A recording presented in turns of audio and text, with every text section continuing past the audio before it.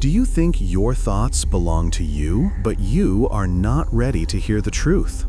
Because there is an invisible owner of your mind, and that owner you don't even know. A century ago, a man emerged and made one of the most disturbing claims in the world. There was a power far darker, far more hidden than people imagined, a power that secretly guided our decisions, our dreams, our fears, and even the behaviors that seemed most innocent.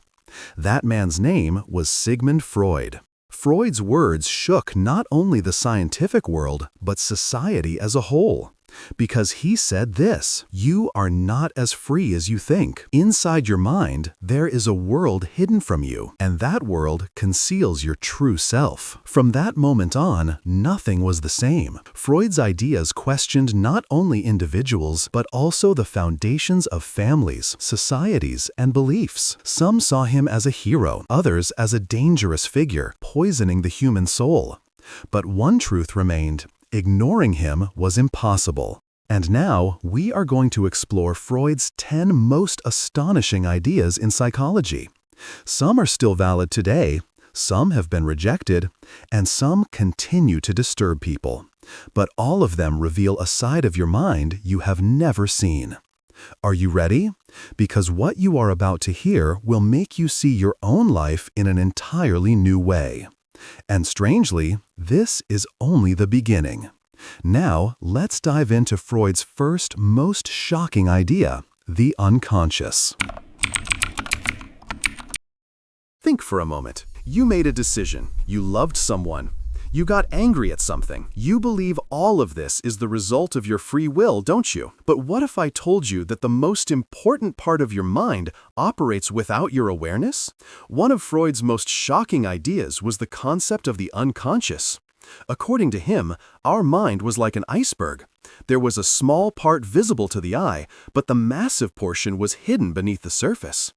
We only knew the surface, yet the unseen part controlled our thoughts, desires, and fears. When a patient sat in Freud's chair, they often said, "There's nothing wrong with me."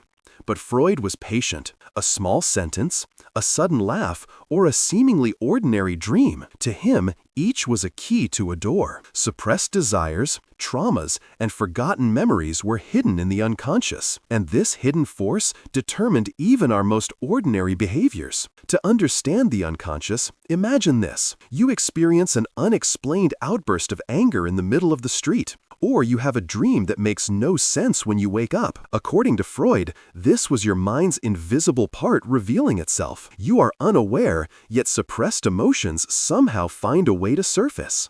People were shocked when they heard this idea, because Freud's theory essentially said, you are not in control of your life. And this shook the belief in free will to its core. But for Freud, this was only the beginning. As he opened the door to the unconscious a little further, he discovered an entirely different world, a world where even the innocent dreams you see at night carried hidden messages. Have you ever thought that when you wake up from a dream, what you saw might actually be carrying a message from you? According to Freud, dreams were not coincidences, they were whispers from the unconscious. One of Freud's most controversial and striking works was his book, The Interpretation of Dreams.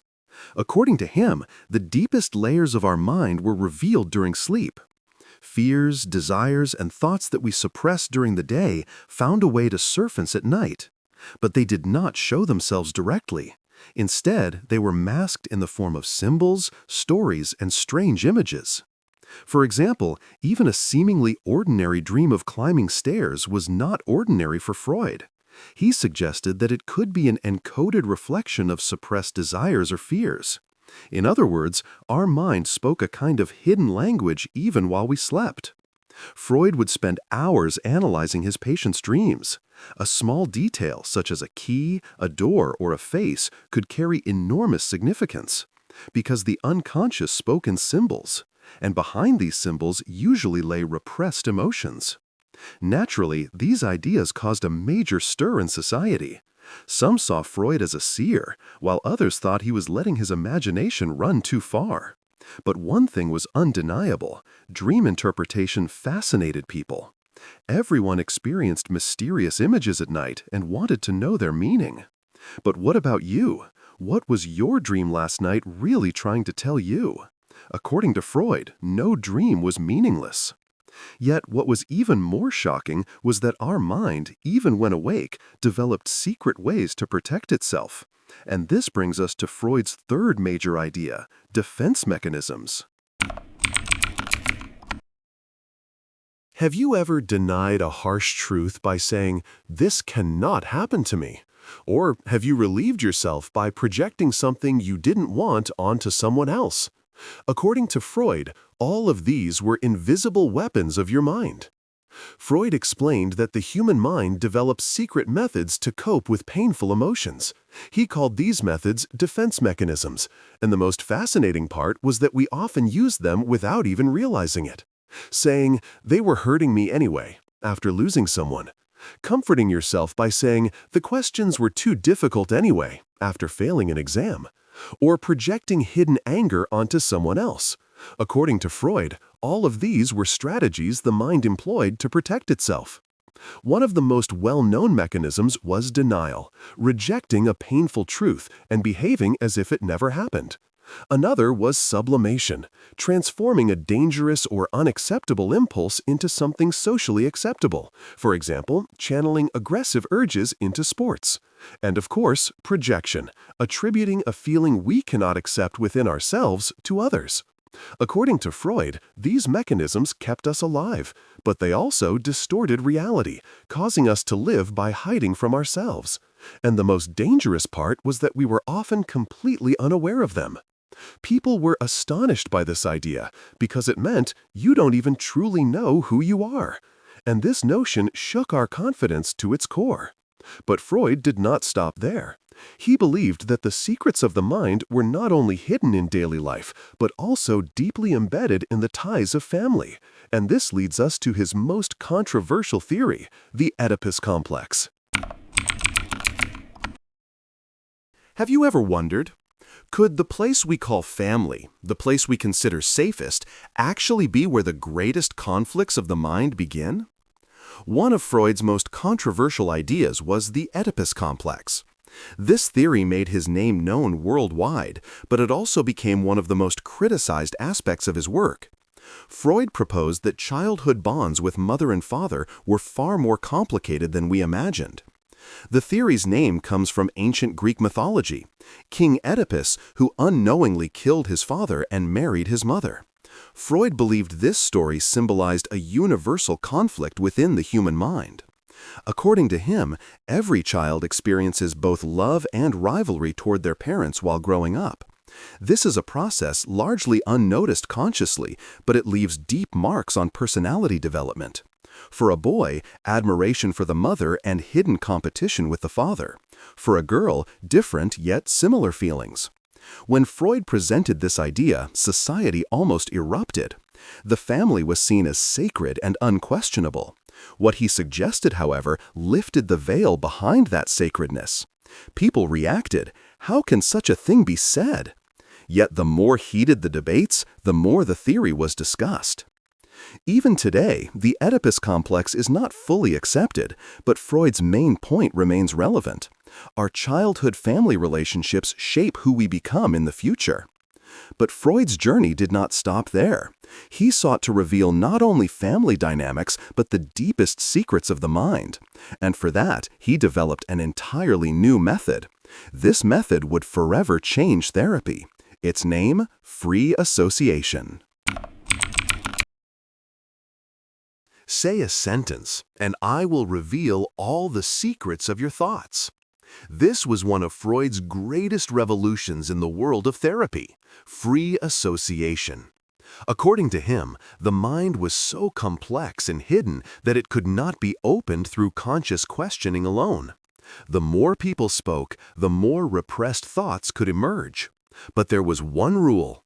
The patient had to speak freely, without censoring their thoughts, while Freud listened carefully to every word.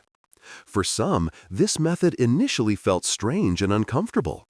Revealing the secrets of one's unconscious was far harder than confronting them. A single word, a pause, or even a joke could serve as a clue for Freud. Repressed desires, traumas, and fears were hidden between sentences. Decoding them was like a detective solving the most intricate case. The magic of free association allowed the patient to wander through their own mind, while enabling Freud to find hidden doors in that labyrinth. Every conversation was a discovery. Every word was a key that unveiled the whispers of the unconscious. Yet not every discovery was comforting. Sometimes patients had to face the darkness of their own inner world. But Freud believed this: when people became aware of what they had repressed, they could achieve freedom. The fascinating part was that free association did more than just analyze the individual mind. It also revealed the complex patterns behind human behavior. But Freud's real revolution was just beginning. Understanding the secrets of the mind was not merely about knowing the tools. It required discovering that human nature was shaped by three fundamental forces: the id, the ego, and the superego. Did you know that three beings live inside you, and each secretly controls your behavior? This is one of Freud's most striking theories explaining the structure of the mind: the id, ego, and superego. The id was the most primitive and instinctual part. Our basic desires, hunger, anger, sexuality resided here. The ego was our rational, balanced side that connected with reality. The superego represented social and moral values. It was the internalized voice of right and wrong. Throughout our lives, these three forces were in constant conflict. The id says, "I want it now," while the superego warns, "No, this is unacceptable." The ego tries to manage this conflict, striving to find balance. According to Freud, many psychological problems arise from the disharmony between these three forces. To understand this better, consider a simple example. On a day when you need to work, the id says, "Just sleep and rest." The superego pressures, "You must work or you will fail." The ego goes back and forth between the two, trying to make a decision. The hidden stage of all our behaviors plays out in this internal battle.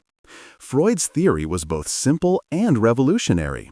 It showed that human behavior could no longer be explained solely by external factors. Invisible forces within our inner world also determined our actions. But Freud did not stop there. He believed that the secrets of the human mind could not be explained only by this internal conflict. At the core of it all were childhood experiences, meaning the foundations of our personality were established much earlier in life. And this brings us to Freud's seventh major idea: childhood experiences. Do you remember your first 5 years? This brief period of your life may actually determine who you are. According to Freud, the foundations of our personality are laid in childhood. Childhood experiences shape both our conscious and unconscious behaviors. No matter how small they seem, every moment we live leaves a lasting mark on our mind. He believed that certain traumas, repressed memories, and emotional bonds form the basis of the behaviors and reactions an individual exhibits in adulthood. For example, a child who experienced a lack of affection could grow into an adult constantly seeking approval. Or a child raised in an overprotective environment might become an adult reluctant to take risks. Freud's approach was revolutionary in psychology. Explaining behaviors solely by current circumstances was no longer sufficient. The deep effects of the past had to be considered.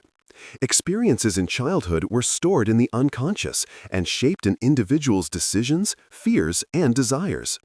But Freud's most striking point was this: many people were unaware of how these experiences affected their behavior. In other words, the past acted like an invisible director, secretly guiding the stage of one's life. And, surprisingly, these experiences were not only negative. Some could become sources of strength, resilience, and creativity. Freud sought to understand the secrets of these early years to unravel the complexity of the mind, laying a cornerstone of modern psychology.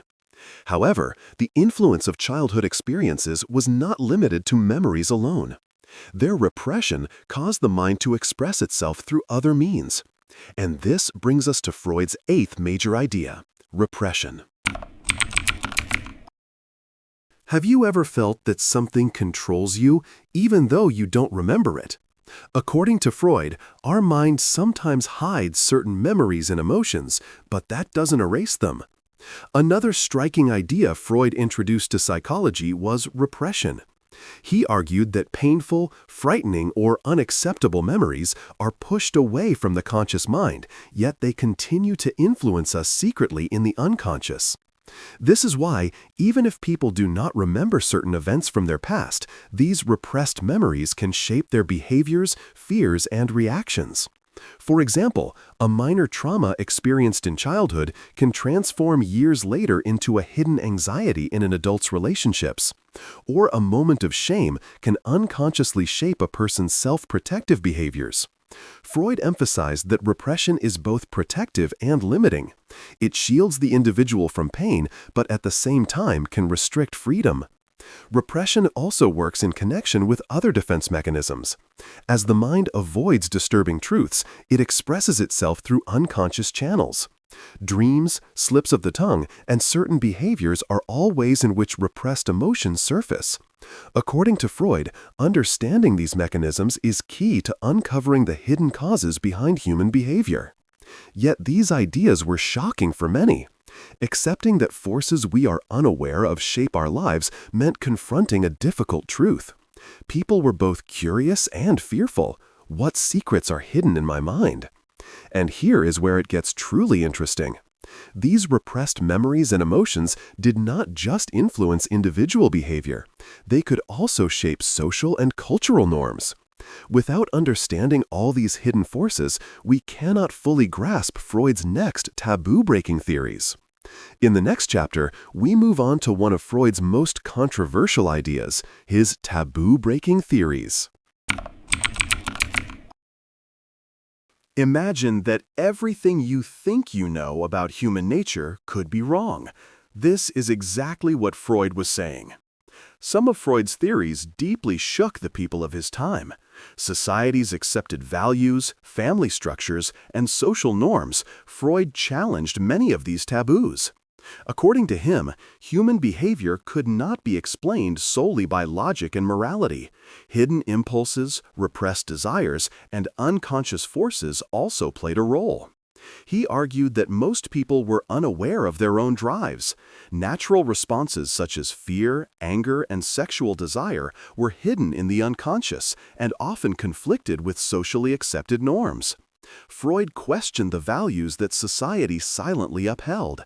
Some saw him as a revolutionary, while others labeled him a dangerous provocateur. Yet his true goal was not provocation. Freud believed that humans could not be free without understanding their own nature. He argued that everyone needed to recognize their repressed aspects. This idea left a profound impact on both individual psychology and modern thought. Freud's approach to breaking taboos allowed human behavior to be examined from a perspective never considered before. The dark and unknown aspects of the human mind became not just theoretical concepts, but subjects of study and investigation. What is remarkable is that these ideas are still debated today. Questions about human nature remain so unsettling that many people avoid confronting their inner world. And now, in the final step, we move to Freud's greatest legacy that unites all these theories, the birth of psychoanalysis. For all of these ideas together form the foundational stones of modern psychology. Is it possible to fully understand a human mind? According to Freud, yes, and the way to achieve it was by bringing all his ideas together. All of Freud's theories aim to unlock the secrets of the individual mind. The unconscious, dreams, defense mechanisms, the Oedipus Complex, free association, and more. Each was a piece of a larger puzzle. When combined, these pieces formed psychoanalysis. Psychoanalysis was not merely a therapeutic method. It became a revolutionary path to explore the human mind. While listening to his patients, Freud worked to decode the messages of the unconscious, uncovering repressed emotions and traumas. This process allowed people to confront their inner worlds and develop self-awareness. But the most striking aspect of psychoanalysis was that it enabled people to question not only their personal issues, but also societal and cultural norms. Thanks to Freud's work, the dark and complex aspects of human nature could now be examined through a scientific lens. Today, psychoanalysis remains a cornerstone in the world of psychology. Modern therapeutic techniques, behavioral sciences, and even popular culture still bear clear traces of Freud's influence. For more than a century, his ideas have remained central to discussions about understanding the human mind. What is perhaps most fascinating is that the secrets Freud discovered continue to surprise people. Even though each of us is aware of our unconscious world, we cannot fully know what lies hidden in its depths. This journey is a testament to Freud's intelligence, courage, and profound insight into the human soul. And perhaps most importantly, it shows us that the human mind still holds countless secrets waiting to be discovered.